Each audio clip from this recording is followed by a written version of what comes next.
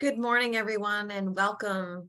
Welcome to our June Health Services Collaborative meeting. My name is Sandra Bleckman. I am the Director of Strategy and Workforce Partnerships for the health services sector. With me today, we have Catherine Stargell, who is our Senior Director of Strategy and Partnerships, as well as Dr. Aaron Fickner, our President, who we'll hear from shortly. So I want to welcome you all. Happy summer. Thank you for joining us here. It is exciting. We always have a jam-packed agenda. So today our theme is focused on engaging adult learners. Our agenda today will focus on a panel. We will be talking to our Workforce Development Board directors and talking about our relationship partnership. We have Michelle Cherie from the Executive Director for the Workforce Development Board at Gloucester County Department of Economic Development. We'll have Jeff Schwartz, who's the Executive Director from Camden County Workforce Development, along with Jane Armstrong, who is our Executive Director from the Workforce Development Board of Morris, Sussex, and Warren. Jane is special. She gets 3 counties to work with. So followed by that, we'll have our Pathways to Career Opportunities segments. This is something that we highlight each month. And I'm so excited to have with us here today, Larry Sternbach, who's our Executive Director from Monmouth County Workforce Development Board, as well as Dr. Joan Skocko, who's the Dean of Continuing and Professional Studies at Brookdale Community College. So we are really happy to have you here with us, and I want to get started. I'm going to turn the program over to Aaron so that he can begin the panel. Good morning, Sandra. Thank you so much, and good to see everybody. Thank you all for joining us in the beginning of summer. I know everyone's incredibly busy, and we appreciate you all being part of this really important partnership effort. So good to see everybody, and really looking forward to a really important discussion today with all of you, and to have all of you engaged in this effort. The theme here is how do we work together to engage adult learners, and what are some of the best practices that we can bring to the table to make sure that we're expanding opportunity to our adults in New Jersey. We like to think that we have a highly educated workforce in New Jersey, and we do by all measures and rankings. But if you look at the data, we have about 52% of our adult population in New Jersey has some post-secondary credential or degree. But that means that 48% of our adults in New Jersey do not have education after high school. And I think we would all agree from many, many conversations and data and analysis that we are going to need to find creative ways to help more adults get industry valued credentials and degrees if we're going to help them have industry valued and stable careers that can support their families. So workforce development boards are critically important to our broader strategy of both engaging adults and finding pathways for adults to good jobs and opportunities, but they are also critically important as connections to the business community to make sure that all of us are doing a better job of aligning our work and our investment with the needs of employers. So very excited today to have 3 all-star Workforce Development Board directors for this panel, and then to really listen to a great presentation from Brookdale and Monmouth about a great partnership that they have been undertaking. And I would encourage all of you to put questions and ideas in the chat. And to make this interactive effort. The real question here is, what more can we do together as educational institutions, community development corporations, workforce boards, employers, four-year colleges, and high schools to really expand opportunities for adults to get on a path to a good paying job and career? And so, again, as Sandra said, really excited to be joined by 3 Workforce Development Board directors. And so why don't we introduce the 3 of them and jump into some questions and answers and discussion. So great to see Michelle, Jeff, and Jane with us today. And as they appear on the screen, good to see the 3 of you. Thank you for your long-standing innovative leadership in workforce development in New Jersey, and have had the pleasure and honor to work with all 3 of you over many, many years. And I've always valued your insights and leadership and work, and looking forward to this discussion. So let's start with a broad question to kick it off. Workforce development boards, really a hallmark of the boards is your commitment to working with employers to understand their needs. And so why don't we start and go around and really hear from you about some of the innovative efforts that you have been doing to redouble your efforts to better understand the needs of employers and to make sure that your programs and those of your partners are connected to those needs. So Michelle, why don't we start with you?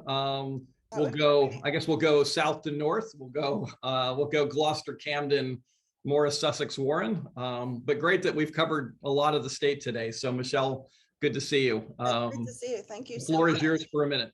Oh, wonderful. Or And more than a minute, Michelle. So. I get to see my colleagues every Monday, which is wonderful as well. So we have a great relationship. I'm so glad to be with them today, because I think we all bring something interesting and innovative to the table.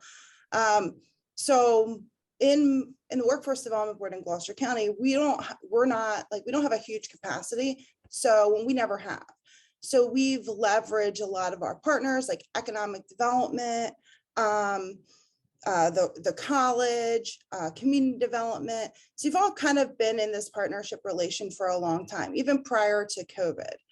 So when we started to understand there was labor shortages in different areas, and that there were certain areas in the healthcare industry that needed additional training modules, like whether there are, certifications or, trainings that the college would provide. The first thing we did in 2018, this was way prior to understanding anything that was going to go on for the next 2 years after. Right.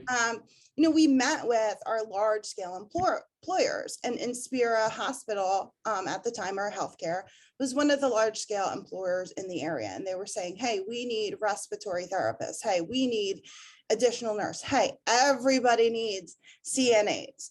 So we started those conversations long before, and in the room was always the college, the Workforce Development Board, economic development, and any other partner that we could leverage for the resources or programs. Understanding that we can't do it alone. So we knew that, because we actually are a very small board down here. And so so in 2019, they started a new respiratory therapy program at Rowan College. I believe that's down in the Cumberland campus. And through that became this very good relationship with Inspira.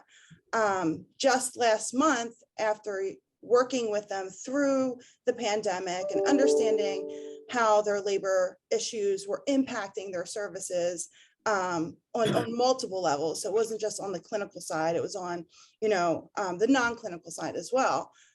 Rowan College, we all sat in a room together again, and, Rowan College and Inspira, signed, into, an MOU, an agreement for, this exclusive partnership, where then any students, whether they're adult learners or students that are currently in the nursing program or any of our certification program, they are almost guaranteed a job at Inspira Hospital. That's huge. It's huge for, new students just entering into our programs, knowing at the end of all their hard work, they're going to be able to gain employment at a really good provider, right? And it's huge for the business to know that they're creating this pipeline in multiple areas, not just clinical. So we started in 2018 and now it's 2022, and it takes a long time. But I have to say, if I could say best practices on that, just having everyone in the room and building the partnerships directly with the businesses and not excluding anyone. So we tend to exclude people because they don't necessarily need to be involved in the conversation right now. Don't do that. Even if they're just sitting there listening, whatever, the wheels are turning, things will come up. So having all the partners in the rooms makes the difference. I don't know if it could have gone any faster because, you know, COVID kind of halted anything, but I would say it takes a good 2-3 years to get to that point, if anyone's looking to do that.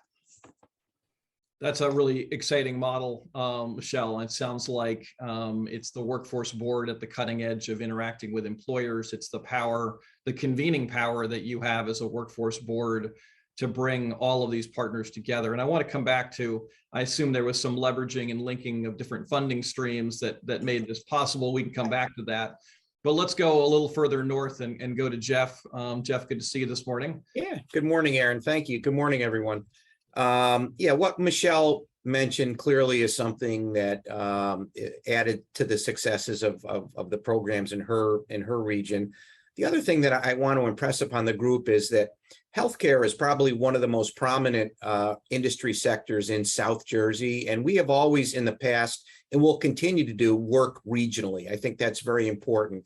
So if I can help promote opportunities for Michelle and her county with her healthcare providers, likewise, and with Kelly in Burlington and even Allison down in Cumberland, we're happy to do that.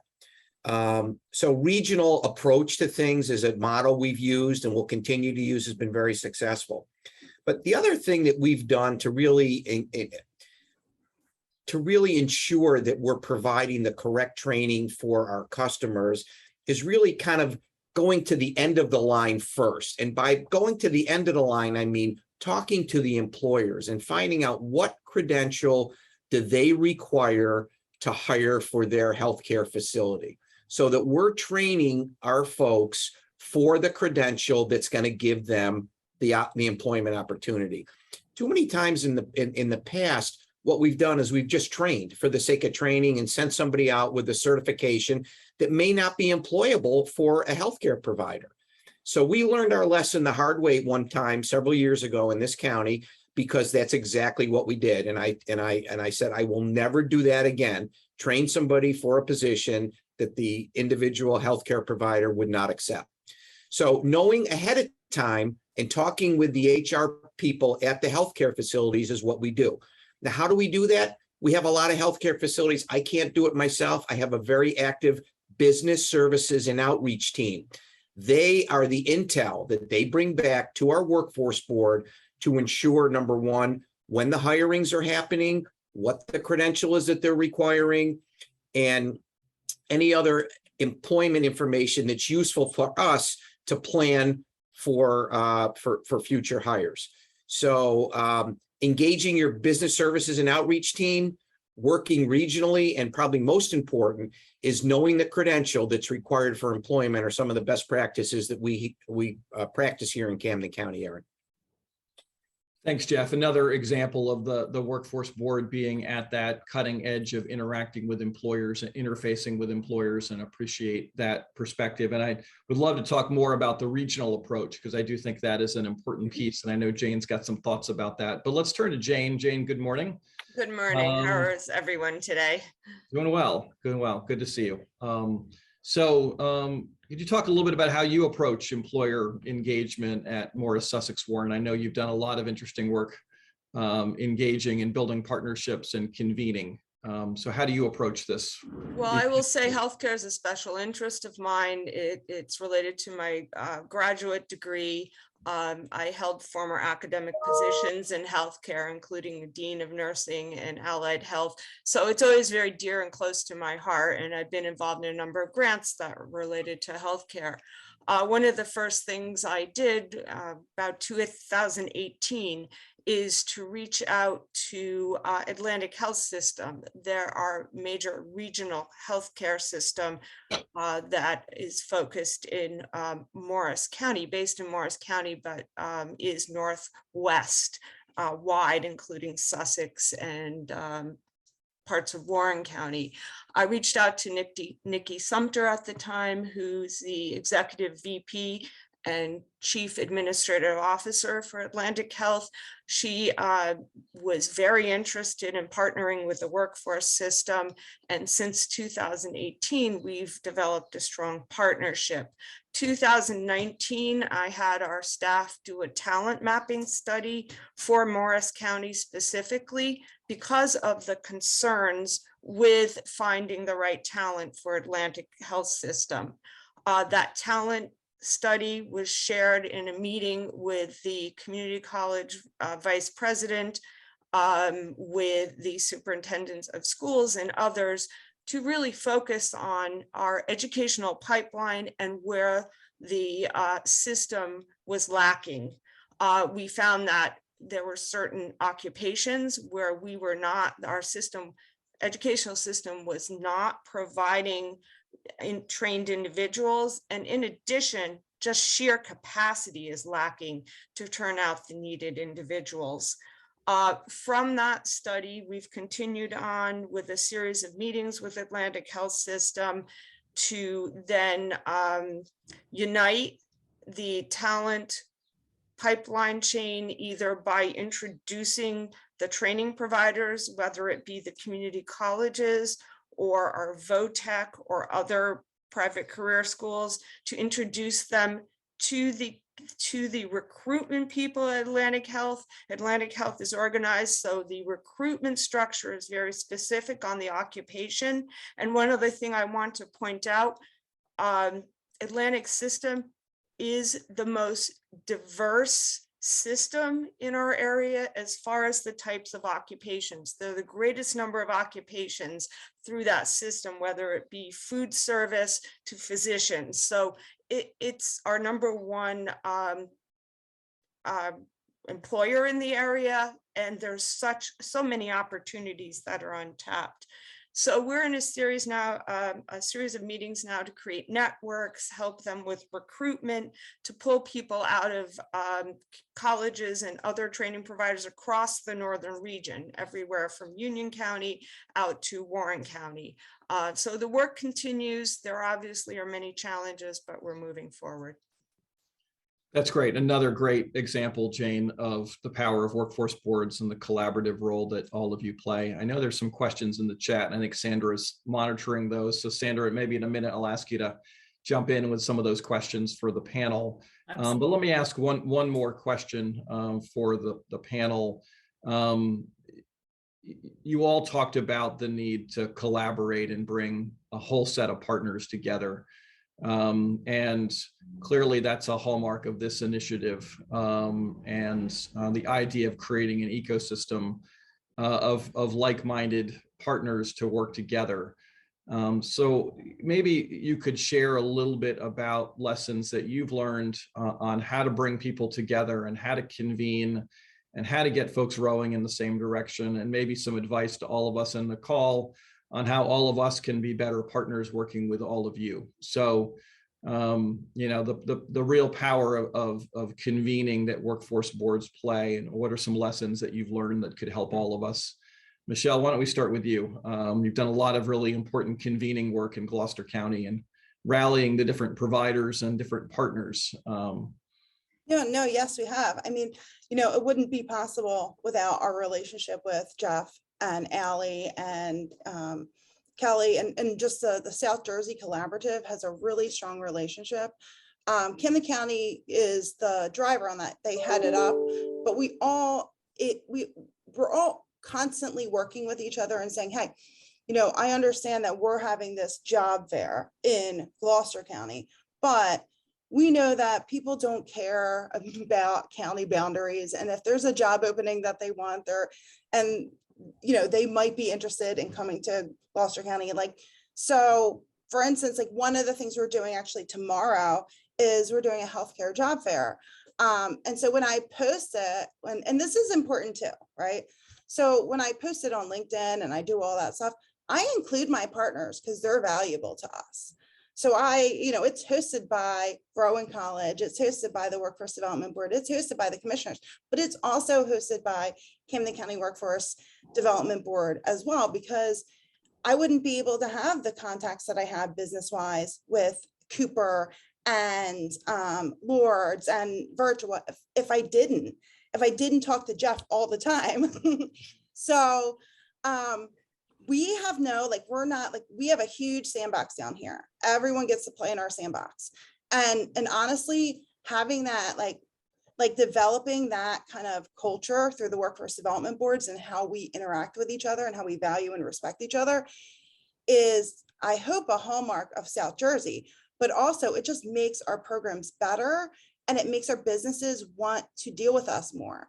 They don't want to be stepping on anyone's toes. They want to know that everyone's rowing in the same direction. Yeah. I have to champion Jeff with just starting that process because I'm not going to say he's my elder, but he definitely has been in this realm for a longer time.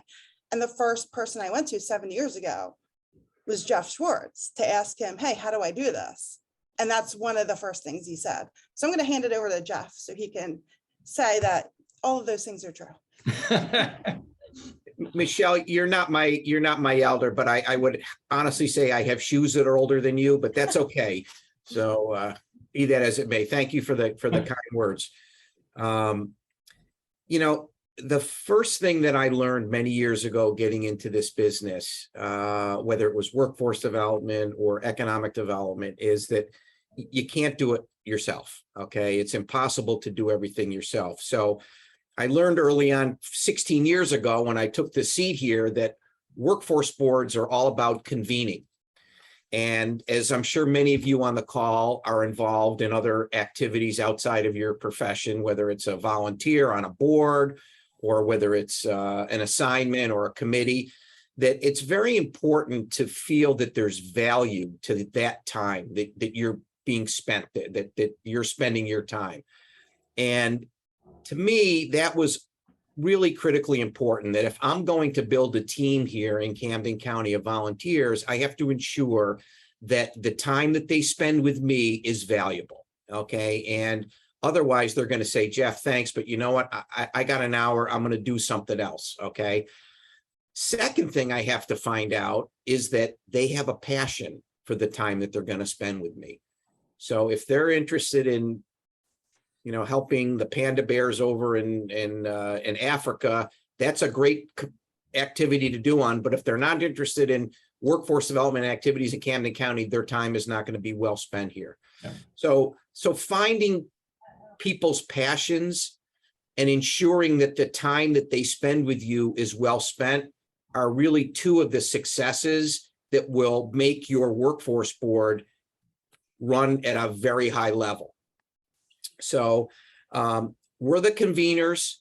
We ensure that everybody that saddles up with us understands what's involved, that there's an agenda, that their time is well spent. And at the end of the day, most importantly, they can see results.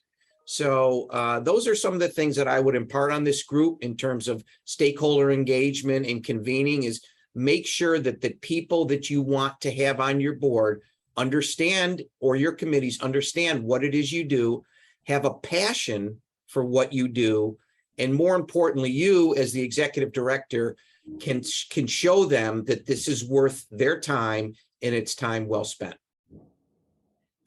That's great, Jeff. And Jane, that's awesome.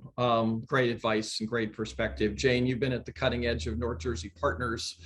What are some of the perspectives you have from that experience on how we can continue to collaborate regionally? That's a long topic. Yeah, it is. But I need a broad piece of paper to paint on. Okay, I will say that North Jersey Partners, it's actually North Jersey Workforce Partners, was formed in 2008 because of the receipt of a Wired grant. It's had many iterations. We've continued on over time period with participation with Bergen County College, with some of their federal grants, and we've continued to partner with other educational providers and the workforce boards, businesses, government entities as the projects deem the need to. I will say that we were very fortunate to receive 2 New Jersey Department of Labor grants. The first one was just as COVID hit, and it was going to be a study of the talent needs of small and medium-sized businesses, and it turned into a COVID study. What's the impact of COVID on small and medium-sized businesses? It was a fortuitous timing, maybe, because we really were on the front lines of finding out what their pain points were and how we could train individuals to meet their needs, which were sudden and very drastic in some cases. Out of that came a second grant, and that was a grant to provide training for supply chain management and Salesforce administration, because they all desperately needed people who were familiar with CRMs. So we were fortunate again, right information, the right timing, the right business partners to be very successful with that grant. Going forward, we have a few other irons in the fire, but nothing yet. Our next project is on the horizon, but not yet fully fledged. Thanks, Jane. And you all, North Jersey's really led the way on this regional collaboration model. So thank you for all of that hard work. I saw a lot of good questions in the chat. I'm going to ask one of them that I was able to see, and maybe Sandra found some others in here. One of the questions from Belinda Cooper is what do all of you do to make sure that you're sharing best practices across the state? And I know Kevin couldn't be with us today, who's the president of GACITA, but I know you all have a lot of strong networks to connect and share ideas among workforce boards. Who wants to share a little bit about what that looks like from your perspective? I'll pitch in. I'll start out on that. I actually Kevin asked me to kind of fill in for him as a GACITA board member, former president of GACITA and current first vice president. But I think to your point, Aaron, yeah, GACITA has been a vehicle that really has allowed many of our partners, workforce board directors, and one-stop operators to address needs of the state of New Jersey and our local areas in a very, very concise forum. GACITA, as many of you know, has been around for probably close to 40 years, I would think. Many of us have had the opportunities over the years to attend our annual conference that we've held in Atlantic City and other venues in the state. And over the last several years, obviously because of COVID, the conference has been conducted virtually, but has been equally as successful. But GACITA has really been the driving force for so many activities, not only locally but regionally. And we've partnered with Aaron's group. We've partnered with other agencies around the state to deliver training for not only our one-stop staff, but also for state staff. And we continue to look at ways to innovate and to be the leader in providing training for staff to ensure that we're moving our workforce, New Jersey's workforce, along. I've been really proud to be part of this organization. It's got some extremely dedicated individuals. We were very fortunate this year to now bring on a part-time executive director who will kind of take some of the work off of Kevin's shoulders and others to keep us moving forward. As many of you know, that was almost another full-time job, still is almost a full-time job for many of us that spend countless hours looking to improve our organization and provide better services for our members. So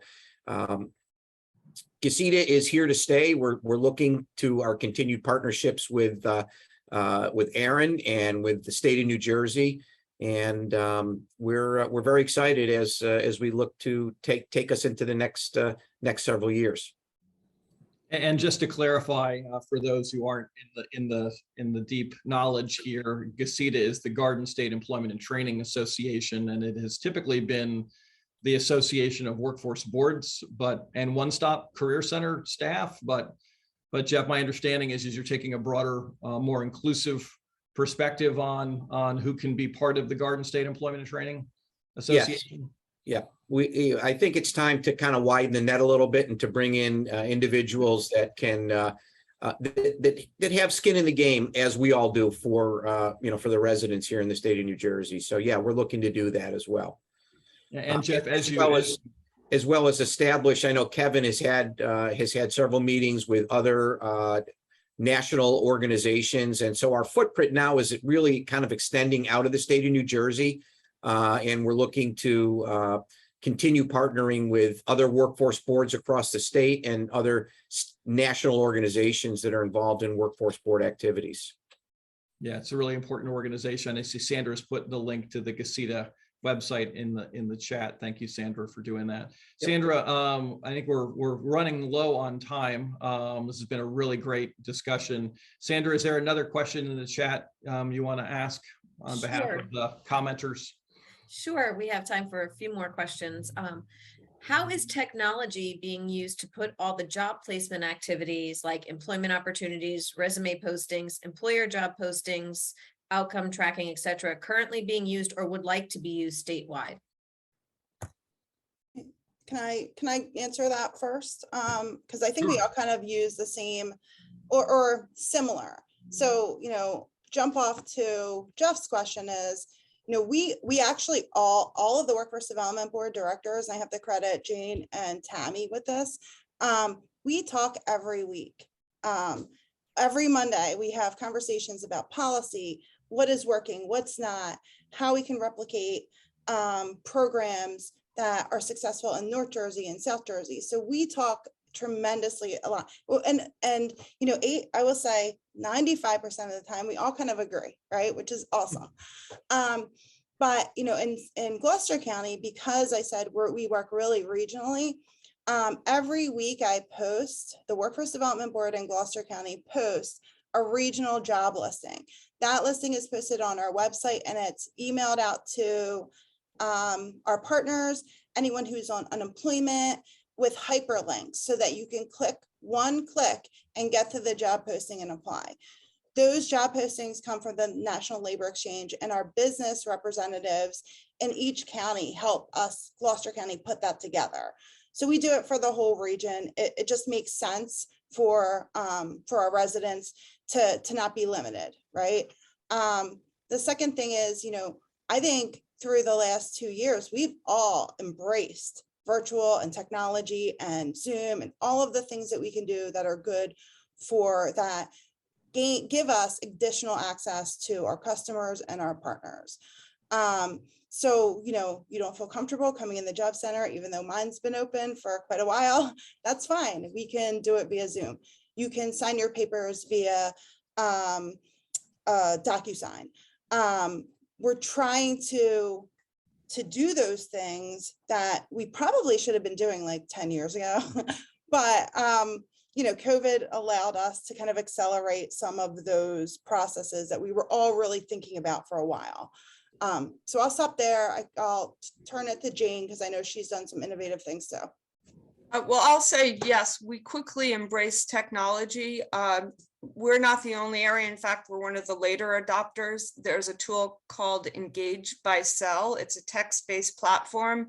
We're pushing out every job opportunity, training opportunity. Anytime one of our partners or a regional entity comes to us and wants to promote an opportunity for any of our residents, we push it out through that system. I will also say I've been working with the Morris County Chamber of Commerce over the past 3 years on a platform called Connect to Morris. It will, when it's completed, connect the vocational schools, the colleges, universities, workforce system, chambers, economic development, all on one platform.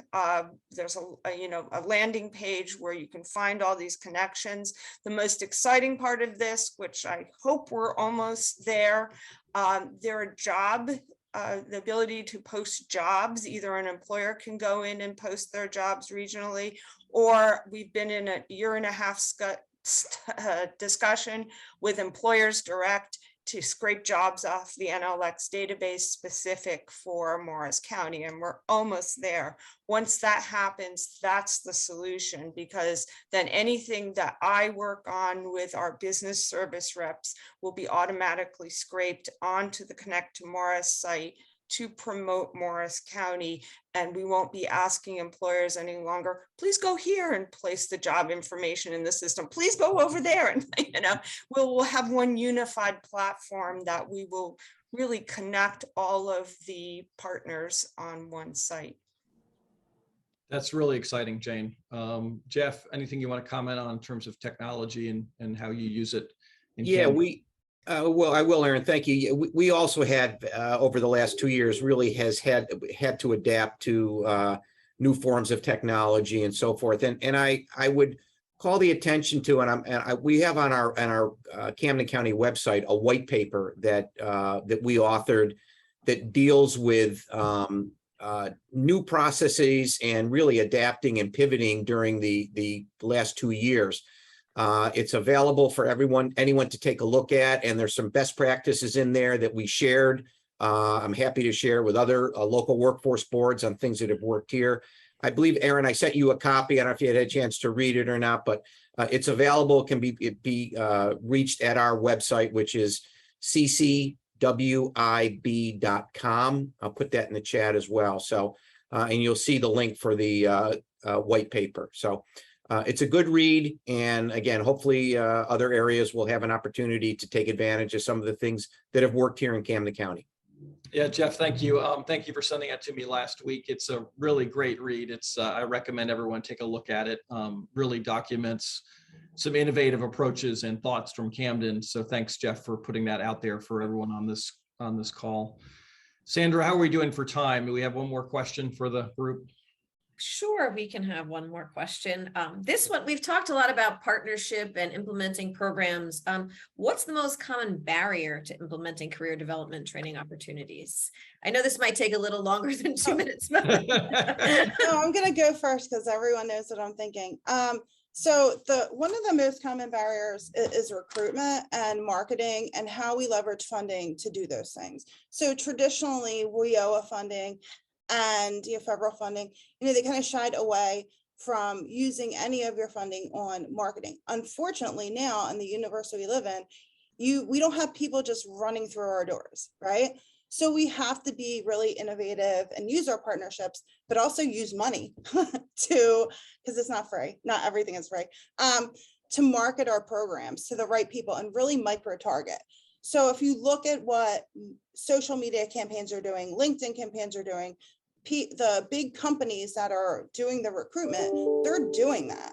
They're the micro targeting specific programs to specific people that are looking for these types of jobs based on what is in their LinkedIn profile or based as what isn't in their social media profile. And so it's really connecting and recruiting to the people who want to be in that program. You can do broad-based marketing and everyone can look at it and say, oh, okay, I'm not interested in this, but maybe my friend is. And that works too.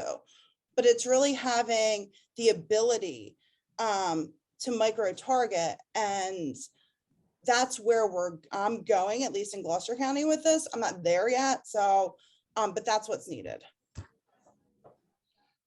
Excellent. Thank you, Rochelle, for being honest, but also offering a solution. So Jane and Jeff, kind of in the last minute, thoughts on barriers and potentially solutions as we wrap up and move to our next panel. Jane, you can speak first. Very kind of you. Yeah. I will say the barrier we face right now is having ample training programs available to our residents who would like to pursue certain career pathways. Again, in our Tri-County area, what is available is somewhat limited. Again, with more training providers going online, that may be a fit for some individuals, but not all learners do well with online learning. So I think the need to work with our educational partners to provide the correct training programs based on employers' needs, as well as the quality of some of the training programs can be lacking. So we need to look at how to improve the outcomes. Great, thank you, Jane. And Jeff, you get the final word, and Yeah, thank you for the link in the chat to your website and your white paper. Yep. Just really the final thing that I'd like to impart upon the group is, and something that we've been kind of wrestling with here in the county, and I think my counterparts across the state as well, it's just really getting the word out to the employer community of the services that we provide, and having the employer community understand that the one-stops are not the unemployment office. And I'm not saying that in a negative way. I'm saying that I think that's still a very, very large perception out there. So employers understand that we not only can provide incumbent worker services for their existing workforce, but we can also provide them with a well-trained, well-educated employment pipeline going forward. So, and that's really been a challenge because, as many of you know, we can't advertise per se, but we try to do things through other methods to kind of get the word out that the one-stop is really, is not the unemployment office, but is an opportunity for you as an employer to upskill your current workforce and to find new talent as your business grows. Well, thank you, Jeff, and Jane, thank you. Michelle, thank you for sharing your perspective. I think you have really illuminated some innovative practices that you all are undertaking with a focus on healthcare for this discussion. But also, I think, point us in the direction of more work that we can all do collaboratively. So thank you for your partnership. Thank you for being with us today. Thank you for your innovative work to help more adult learners get on a path to a good career and job. Thank you so much. So Sandra, turn back to you to introduce our Promising Practices panel. Yes, thank you so much. Thank you, everyone. That was wonderful. And please keep the chat going. We got very active towards the end of the presentation. So I am really excited today in working with the Centers of Workforce Innovation. We've been working closely with Brookdale Community College and our Healthcare Tech and Admin Center, as well as with the Monmouth County Workforce Development Board. So I'm going to turn it over to Dr. Skoko and Larry Sternbach to talk about their partnership. And you'll see as soon as you meet them that they know each other very well. And I'm stealing your term, Larry, but they call themselves the best kept secret in Monmouth County. So I'll turn it over to you without further ado. Thank you. Is that what you said, Larry? I think it was the best kept secret in the state, but okay. I think we're pretty well known in Monmouth County. I'll let you lead off, Larry. Sure. So just good morning, everyone. Thank you for the opportunity to speak to everyone. And I think we're going to kind of talk a little bit, I think, to give you a preamble about what our partnership looks like and some of the ways that we collaborate. But as you can tell by, Joan and my rapport, probably the relationship is the most important thing always. And that's, what we work at pretty hard. I mean, we meet almost every other week, and that is kind of the foundation of the way we move forward. But after we talk about our partnership a little, we really do want to hear from you. And we have a little poll that we're going to put up, because the most important thing is how do we respond to meet your needs? We don't, we saw some great presentations from the workforce boards, but we do want to, kind of hear what your pain points are. And we'll get to that in a moment. But go ahead, Joan, you can introduce yourself. Larry, it for sure is about the relationship that we have. And like any good relationship, right? The foundation is trust, honesty, communication, listening, and a willingness to put the greater good before the self. And so and someone said this earlier and really appreciate it, we won't develop training for the sake of training, right? So we work in tandem with Larry, and there have been times along the way where I'll call Larry because I have a great idea for a program, and Larry will say, well, it's not in my top 3. And after debating it, I'll say, okay, you don't want me to do that, I'll do something else. And so we really do, it sounds cliche, but we really do share a very common vision of what we want to do for the people of the county, for the businesses in the county, and we put that first. And so, and as Larry said, we meet on a regular basis, and really, the Workforce Development Board has been incredibly supportive of us. Our president is on the board for the Workforce Development Board. And so we have a one-stop operator who works for Brookdale but is resident at the board. So we intermingle it in many different ways. And so, but I agree with Larry. What we'd love to do, because we are short on time, is hear from the folks that are on the call, because the decisions that Larry and I make together are really informed by understanding the pain points of the constituents that we serve. So let's just go to the next slide and kind of do the overview thing. So this is how we work together. Obviously, between the workforce development boards and the community colleges, we provide individual training for people through the professional and career centers and continuing education at Brookdale. We have a relationship with them in incumbent worker training. There are contracted provider for incumbent worker training. They lead our Title II consortium. Our one-stop operator here, which many of you don't know what it is, but we are required by law to have a one-stop operator. Brookdale, our community college, is our one-stop operator. We collaborate, as Michelle was talking about, on job fairs where we partner together. We use their facility. And we are partners there as we promote the job fair, both to their students and to the general community.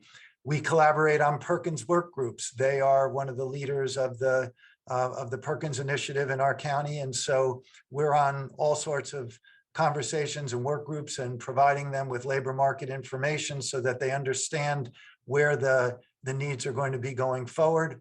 We're collaborating on this community college consortium. As Joan said, we are a member of their Brookdale President's Advisory Council. They are a member of our Workforce Development Board. We try and collaborate virtually in any way we can, and I'm sure there are other ways that other areas collaborate, but we are trying to build as broad a collaboration as we can. They are a county community college, and for us, in many ways, it's easier to work with them than with outside vendors, just because of the relationship. Go ahead, Joan. I'll let you. So I think one of the things that is really core to Brookdale is, and Dr. Stout says this often, is that our middle name is community. And I know a lot of schools drop that in an effort to look more like maybe a four-year school. We will never do that, because we really believe that the service that we provide to community in many forms, it starts with our literacy programs all the way through generating what we need for the workforce, really serves the community that we live in. And again, I think this image here really shows the overlap where we come together. And again, you could see at the top is community and industry, and the great working relationship that we have. We're really interdependent in serving that community. We're interdependent on each other for what we need to do that effectively. So we share space. We have job fairs here, and again, we're I think, Larry, the thing that makes us, the best kept secret in the state is that we both are really firm on what we believe we want to do, yet we're really flexible in how we work together. And so I think that really is really super important, is that we understand what the community needs. That comes first, and then we're pretty flexible about how we get there. Yeah, we take a teamwork approach, obviously. We're on the same team. We're both Monmouth County entities, but we're really both here to help job seekers, to help our businesses, and that's what we do. So let's move forward, just so in the interest of time. Yep. So this was an example of something that we built because it was something that Larry at the time had money for. And these things are not, so peer recovery industry credential It took us a little while to build it. During the time it took us to build it, COVID happened. The money that Larry had for the program disappeared essentially. And now we have this program and it's not on the in-demand list. So we're like, okay, Larry, we're ready. He's like, well, but you know, again, we worked together. We had an employer or employers, and we worked together so that we're filling these classes and filling a very important need in the county and in the state for peer recovery specialists with, again, a very flexible partnership where Larry talks about what he thinks we need. He's the labor guy. I listen to that. I'm the training person. I developed the training and education to meet that need so that we can address the needs of the community and the employers. And this was one really good example of a way that we did that with, again, some flexibility because things change very, very quickly. Are we, next slide, and are we ready for our poll? We're ready for the poll, Larry. Yeah, we're ready for the poll. So, I mean, really, you know, as the previous slide said and this poll says, you know, what we are, what Joan and I look at ourselves as is we are a resource. We're a resource for the community. We're a resource for industry. And the question really is, we want to find out what's keeping them up at night. So as you look at this and you say what issues are keeping you up at night, I think you can look at the poll. And as I was looking at the poll and looking at really who's on this call, recruiting employees and recruiting you know, students is probably about the same thing, but I'm sure some of your community colleges are having trouble with your pipeline. Retaining your students is a huge issue, I know, across the education system. So we were just curious, what is the pain points and what are, you know, keeping you up at night? But clearly, many of these things are not mutually exclusive. So we'll stop for a moment, give you 30 seconds to fill it in, and we'll go from there.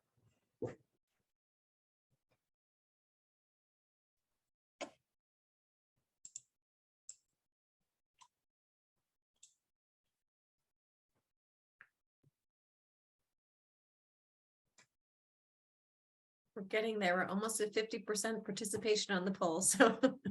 Right. This have is an very ug- interesting. Do you have an ugly emoji you can send to the people who have not responded? I don't think Zoom is that is that capable yet. All right, But well, I'm going to share the results. We're over 50% that participated, just so we can take a look and discuss for our conclusion. Okay. Can everyone see the results? I see a bar chart. Is that what we're looking Yes. at? Mhm. Okay. So, and I don't know how to do this elegantly, but if anyone wants to, you know, speak up or, you know, just raise your hand, I'm sure Sandra can call on somebody, but the number one need seems to be retention of employees, maybe students. Anybody want to speak to that for just a second? We would love to hear from you guys.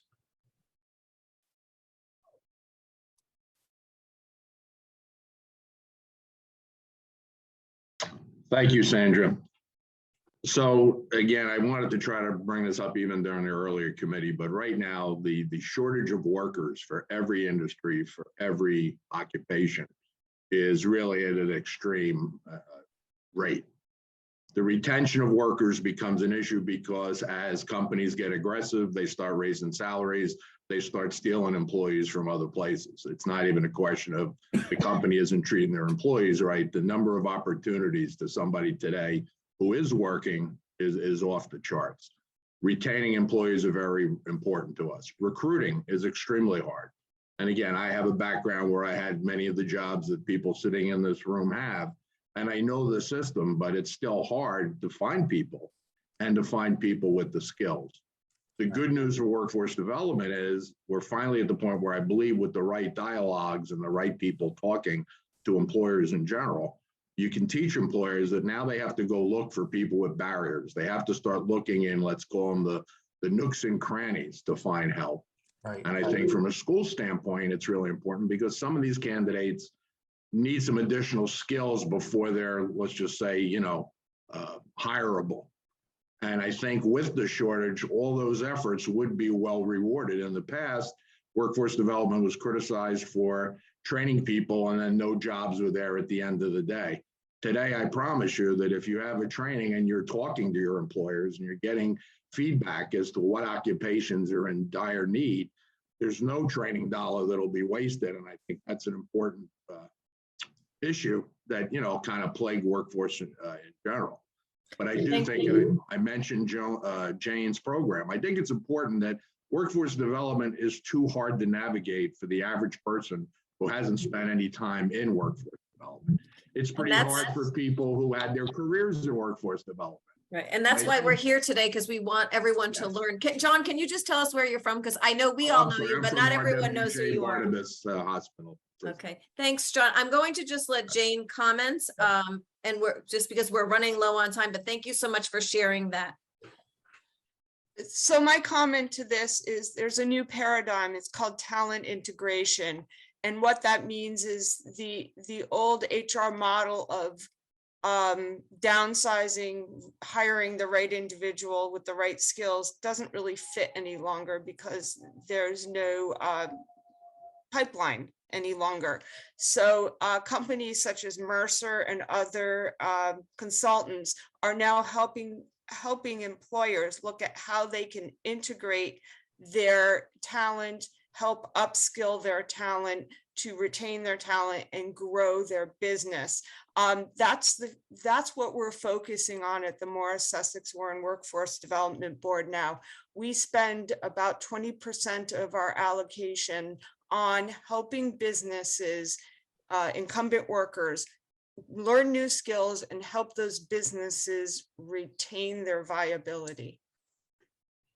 And I do want to jump in with one thing because, what we have seen in the marketplace, and I'll try and be quick, is there's a shift not only to that model, but there's really an emphasis on building a culture, and retention and recruitment is really a function of culture. You can, the best example I can give you is, that you can go to a restaurant and you can see that they've got half their table shut down because they can't recruit people. And then you go to places where the culture is lively and enjoyable and fun. And I think it's really incumbent upon the employers these days to take a hard look at what kind of culture are they creating, what kind of support and appreciation programs do they have for their students, because the best recruitment is word of mouth recruitment. The best retention is teamwork. And I think, from a workforce standpoint, we struggle a little bit to break through that, that barrier, but that to us is an important message to employers. Mm-hmm. And thank you so much for joining us and for this valuable discussion, Joan and Larry. And it's a pleasure working with you. And I love that I get to continue working with you. And thank you again, Jane, Michelle, and Jeff, for your valuable input. And I hope that everyone kind of got a sense today a little bit more about workforce development boards, how we can interact with them. And there was that resounding theme of partnerships and industry, right? We need business involved in our decisions when we're looking at training programs, and we need to collaborate. And I think today was a perfect example of what works and how we are collaborating. So I thank you all for joining us. Before we go, I just want to please give us your feedback. We have a survey every month. It's really helpful for us to learn what's working, what's not working. Next slide, John. We have some upcoming dates. Next week, we have our Infrastructure and Energy Collaborative, which is Zoom, but we're really excited because July, we're doing in-person meetings. It's been great. We had a meeting yesterday and it was in person. It's nice to see everyone. We have each Wednesday, again in July, will be in person. It's on the screen. And our Health Services Collaborative will be hosted at the RWJ Barnabas Health and Wellness Center. And actually, you'll get to see John, and that we'll have a short presentation from RWJ Barnabas about one of our programs. So it will have we'll have presentations and a networking lunch. So we look forward to seeing you. And again, please stay involved with us. You can get involved with us by scanning the QR code. You could go to our website. And stay connected with us on social media, and you'll learn all about what's upcoming. And we really look forward to seeing you in July. And thank you again for joining us and participating. Thank you, Sandra. Okay, thank you. Thank you, Larry. Thank you. Bye-bye. Thank you, guys. Take care.